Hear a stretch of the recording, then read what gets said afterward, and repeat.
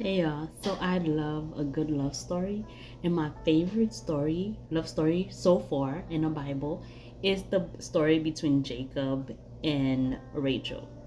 Now, I'm gonna actually speak on a viewpoint of Rachel because everybody's always talking about the sacrifice Jacob made and working 14 years to marry Rachel.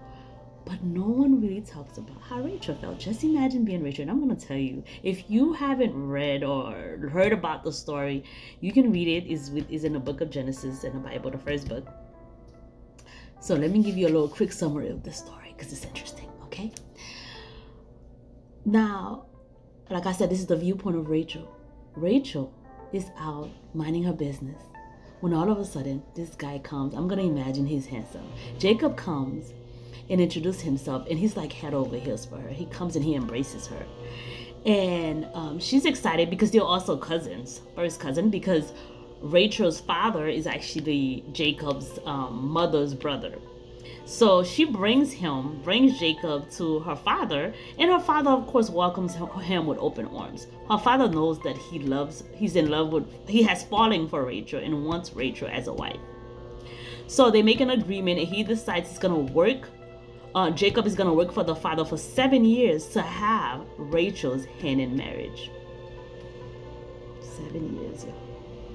So here I am, Rachel, watching my man working for 7 years while the family is over here talking to me saying, hey, Rachel, now, it's traditional that your older sister marries before you. Therefore, since there's no other man looking to have her hand in marriage, when your husband is getting ready to marry, we are not going to tell him that because he's working for you. But when it's time to reveal that veil, it's not going to be you under that veil. It's going to be your sister Leah, just letting you know. So for 7 years, she had to observe her man working for her, admiring him, can't wait to have him, knowing that when that veil is revealed, it's not going to be her under it. It's going to be her sister. Maybe they told her at the last minute. Maybe she didn't have to wait 7 years to find out. I don't know. The point is, after 7 years, she had to watch her sister marry her future husband. So Jacob, who loves her so dearly, decides, no problem, I'm gonna work another 7 years because I will have Rachel as my wife.